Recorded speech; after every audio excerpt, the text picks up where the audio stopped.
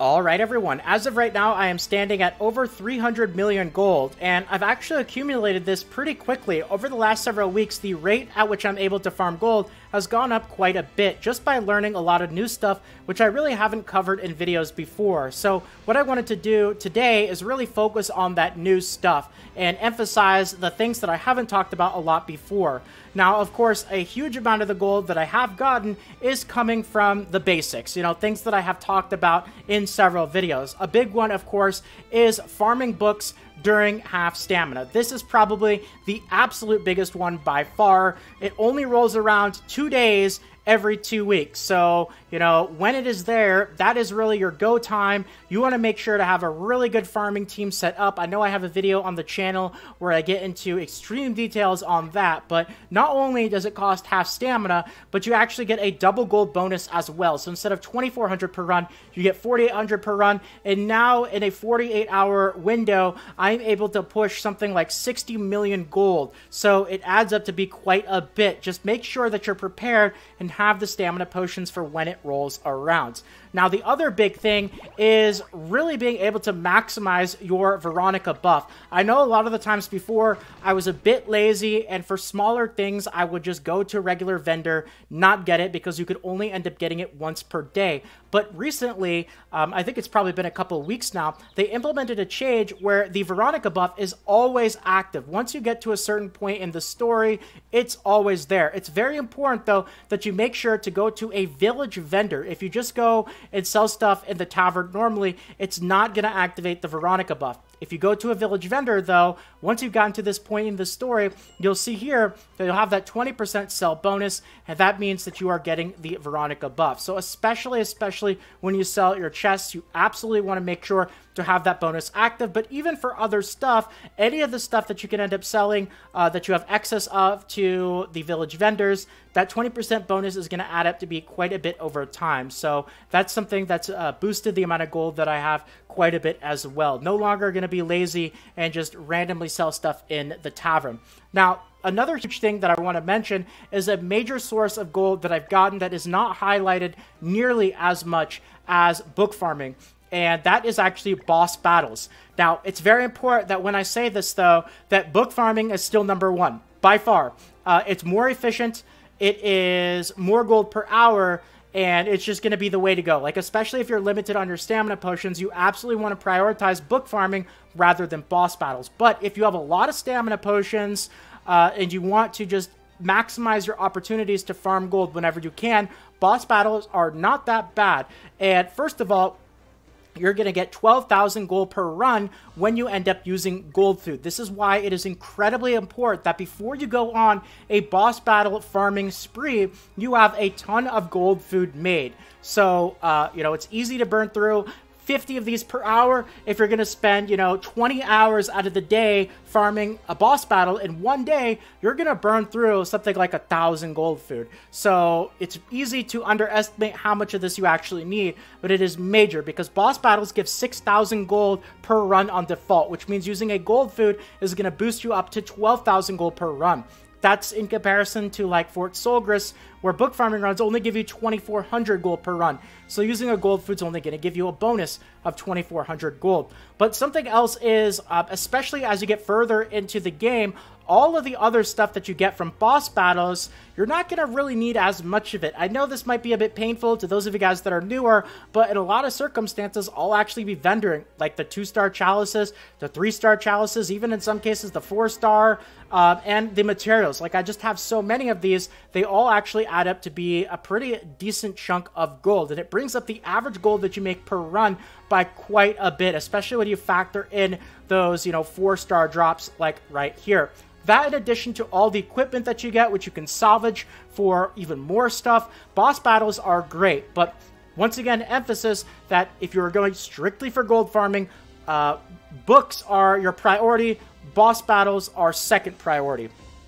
Alright, next up here, really big one, which I have actually made the mistake of doing, and it adds up to be a good chunk of gold if you make sure that you stay in the habit of doing this, is your Fort Solgris keys and your eyeballs. Please, please, don't let these get to the maximum. It happens, I know, but if you guys are an active player, the timer on these at the gold keys every hour and a half, 15 hours. You have to check the game once every 15 hours to use all your gold keys, and then the eyeball keys are even, you know, you don't even have to check as much. They refresh every 8 hours, so that's every 40 hours. That's almost 2 days for those. But if you are continuously getting into the habit of having them get to the maximum, they're not regenerating, and that's just free gold that you are missing out on over time. So add this to like your list of dailies, your list of things to check. Make it a routine, because if you do it with all the other stuff that you're doing every single day in the game anyway, then it's going to become a habit and you won't accidentally see it getting to the maximum like I used to have it do every so often. So another important thing, while I'm talking about dailies, I would actually recommend that you guys do that for pretty much all the dailies, because there are so many of them that just give you an insane amount of gold. Gold chests, like the knighthood check-in as well, that's going to give you a lot of gold, but just all the dailies in the game in every way, shape, and form, and you know, even things that you could do daily that aren't actually a part of the daily tasks. There's a whole bunch of them. I actually have a list. I know that's a little bit crazy. Maybe if you guys want me to, I could share it with you. It might not be the best list for you, but either way, if you guys are an active player of the game, I would absolutely write down or keep track of all the stuff that you do every single day in the game routinely, so that you don't miss out on, you know, things like free gold chests every single day. And it does actually add up to be a lot over time.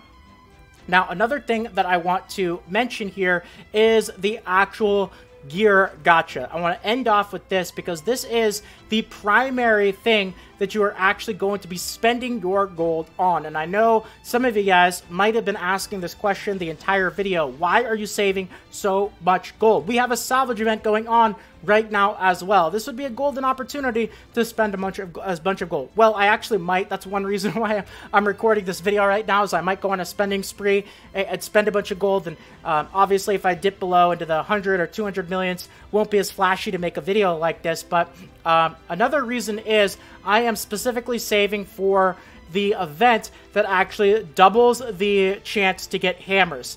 We have not gotten it on global, but it has been released on JP.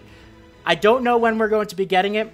It could still be a very long time, which is why I say there's a very likely chance that I'm still going to spend gold on the salvage event gacha that we have right now, because it's one of the rare opportunities that we do get to do a bunch of pulls on this, but I would really like to see that hammer event hit the game eventually. But, you know, I always take things a bit to the extreme. You definitely don't need to save up nearly as much gold as I do. You don't need to save up for the hammer event either. But that is what I'm specifically saving up for, because this is what you end up using all of your excess gold on, is the gear gacha. And a big part of it is not just to get the gear, but also to get the anvils, which have a 5% drop rate, but also to get the hammers. And obviously, hammers are a really big deal. Even though they don't have a very big drop rate, they're so unbelievably important and so limited that giving yourself any opportunity to get more of these is always a big win. So that's another reason why, even though it could still be a while before we actually see the hammer event come to the game that doubles the drop rate, you know, I'm taking the risk here, and I'm still going to be saving up quite a bit of gold for it anyway. But I want to leave off with this here. When it comes to the gear gacha, you're just going to get so much stuff from this that maybe you're not going to need, especially if you're already really far along into the game. And all the extra stuff that you end up getting from the gear gacha, you can either use it, like if you're still working on gear, obviously go for it. But something that I've noticed is you just get so many brownstones. Like, it's crazy. Let me actually show you guys. This is just from like 10 million or 15 million gold worth of the gear gacha is, you know, like 3,000-4,000 brownstones. And that takes up 30 to 40 inventory slots. So you actually can make back a decent amount of the gold that you spend on the gear gacha selling off really inventory clogging items like brownstones if you want to go through that approach. You want to save some of them, of course, but don't feel like you have to get into the habit of saving too many of these. This is a big mistake that I made that really made me clogged up on my inventory a little bit too much. Is for the longest time, I used to save like 15,000 of these. And because they take up 99 slots per inventory space, that already is almost half my storage gone. So now I'm a bit more conservative, and instead of keeping like 15,000 of them, I'll only keep 2,000 to 3,000. So, you know, when you guys do decide to spend a bunch of your gold, you know, that's an important thing to free up inventory space to just make your life a lot easier. So, you know, I wanted to go through some of this stuff, just general things that I've learned from the game over the last couple of weeks, last month or so, particularly related to gold. And I'm hoping that you guys could at least use some of this information to help you out in some way, shape, or form. So if you guys enjoyed and you want more videos like this in the future, consider subscribing to the channel. Feel free to leave a quick like as well. It really does mean more than you can imagine. So thank you so much to all of you who decide to do that. Really do appreciate it, everyone. And more Grand Cross Global videos should be popping up on the screen right about now, or in the suggested videos to your right or below. More guides, tutorials, and fun videos just like this on the channel. Feel free to check them out, but if not, until next time, have a great day, everyone. Take care. This is Salt of the Salty Guild, signing out.